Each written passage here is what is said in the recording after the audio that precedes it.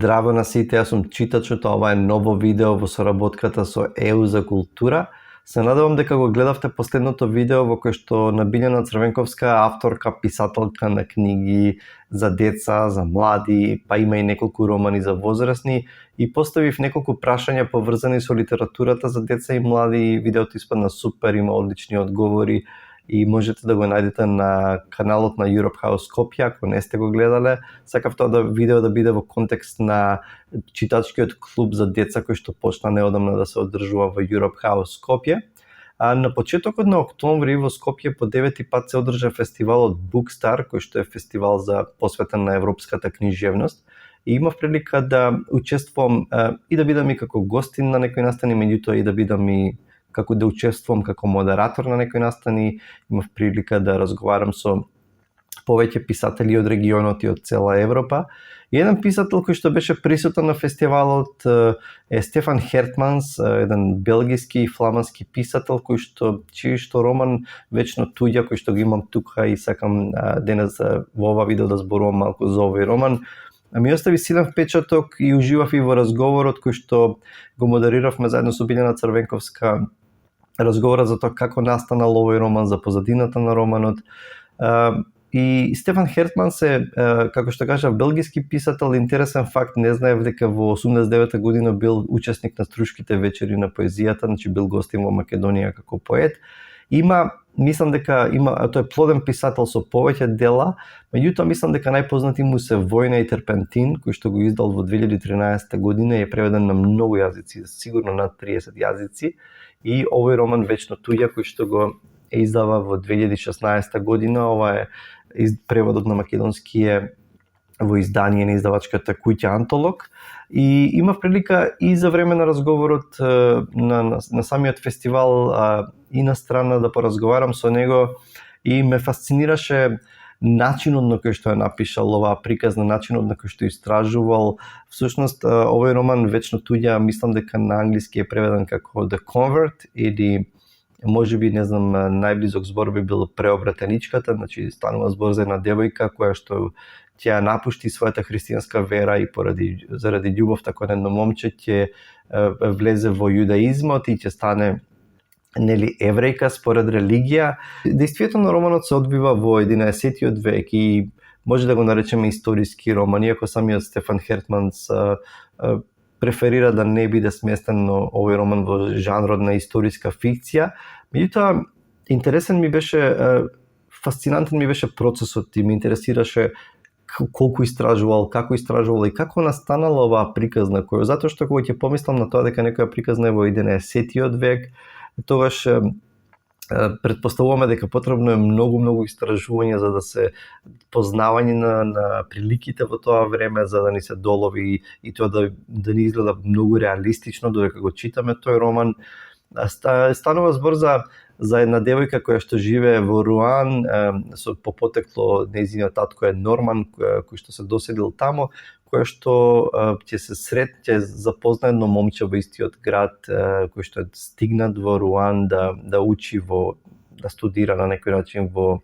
синагогата таму, во тоа еврејско училиште. Ќе се влюбат и таа нема друг начин освен да побегне од дома, нејзините ќе стават во манастир, меѓутоа таа ќе мора да побегне и тргнува нивното патешествие и тргнува тука романот. Ќе се вратам на действието за кратко, меѓутоа го прашав Стефан Хертманс за тоа како настанал овој роман, и тоа е она што мене ми беше на некој начин фасцинантно. И тој кажа дека не знам кога, поодамна си купил една селска куќа во едно планинско село во Прованса, во јужниот дел на Франција. И тоа не е во тој фенси дел, туку тој баш рече дека во планините има речиси полунапуштени села во кои што може да се купи ефтино селска куќа. И тој рече дека поминува доста време тамо и наишол на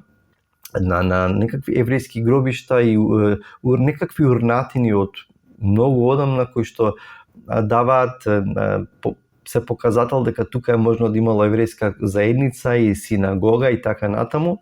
Меѓутоа, она што го инспирирало да го напише романот е што подоцна некој негов пријател му кажал дека пронајдени се документи и ракописи од тоа од многу одамна, од 11-тиот век,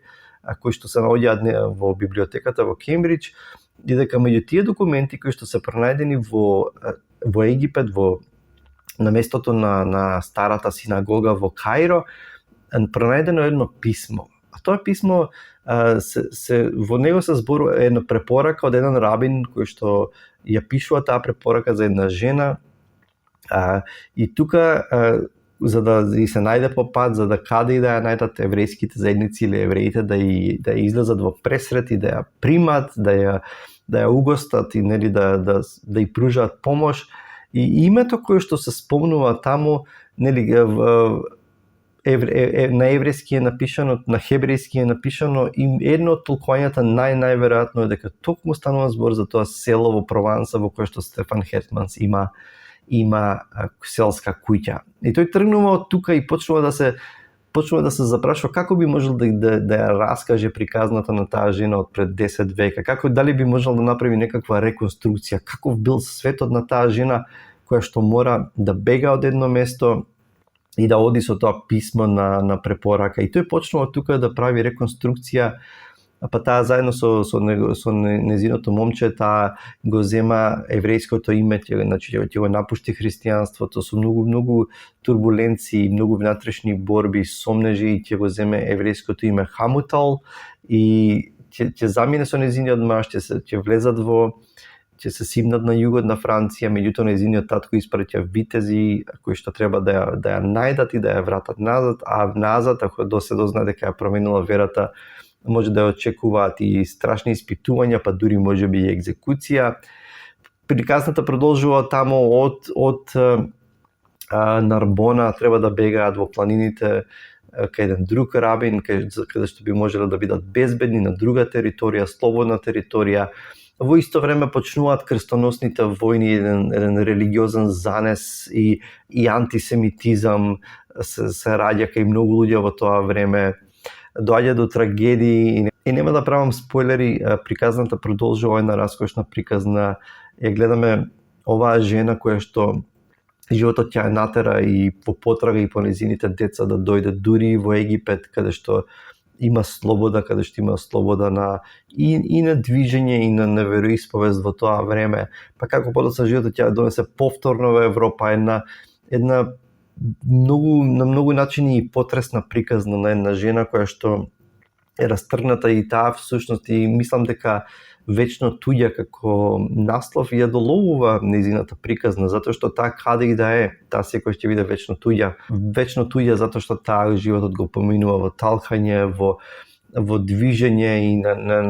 никаде не може да се вдоми, да тоа место да го нарече свој дом. И значи ова е една комплексна, на многу приказна, меѓутоа она што Стефан Хертманс го прави е што приказната ја раскажува наизменично, со тоа што зборува за себе како за раскажувач во сегашноста и се навраќа наизменично во минатото и во сегашноста. И тој всушност почнува од Руан и со својот автомобил се движи бавно низ Франција и буквално замислува по кои патишта тие би морале или би можеле да се движат, ги замислува како се кријат, патуваат ноќе, се одмараат дење во страв дека некој ќе ги предаде или ќе ги фатат разбойници. Има би потресни трагични сцени низ цело нивно патешествие. Значи неизменично, и кога го прашавме зошто одлучува да не ја раскаже целата приказна во 11-тиот век, нели од таа гледна точка, тој вели намерно се стави во приказната и раскажував така затоа што не сакав да дојдам од позиција на еден така наречен сезнаен раскажувач, туку дека и јас заедно со читателот ја реконструирам, ја замислувам, ја користам имагинацијата да замислам една можна верзија на нивната животна приказна. И со таа смисла се ставам на страната на читателот и не сугерирам ништо, туку и јас самиот откривам како што се движам на тоа патешествие. И тоа мислам дека многу фино го извели, дека е многу успешно направено, и мислам дека она што сите го сакаме е добра приказна. И тука во овој роман, иако оди наизменично меѓу сегашноста и минатото пред 10 века, имаме една убава, раскошна приказна која што мислам дека мене барем ме вовлече и ми беше интересна од почетокот до самиот крај. Добро е напишана, јазикот на Хертманс е е убав, е богат, Хертманс е и убав опишувач, меѓутоа со мера, без претерувања, и самиот начин како функционира тоа одење на изменично меѓу минатото и сегашноста, мислам дека е добро направено. И оно што најмногу ме фасцинираше, како од 2 до 3 артефакти од тоа писмо, од тие урнатини кои што ги наоѓа во тоа село, ги зема како поедовна точка и креира една приказна која што е една можна верзија на една девојка која што остава се млада девојка, 17 годишна девојка која што остава се за љубовта и тргнува едноставно во непознатото, и насекаде таа се чувствува на некој начин туѓинка и во таа смисла, нели, вечно туѓа. Ова е приказна која што мене ми се допадна, мислам дека Стефан Хертманс е одличен писател, сега наравно сакам да ја прочитам и Војна и терпентин, неговиот претходен роман во кој што зборува за вистинска приказна за неговиот дедо кој што сака да биде уметник, меѓутоа ќе биде втурнат во Првата светска војна и ќе мора да ги преживее ужасите на таа војна. Така што моја препорака за вечно туѓа, мислам дека нема да сгрешите ако го прочитате овој роман. Чувајте се и се гледаме со наредното видео. Ćao!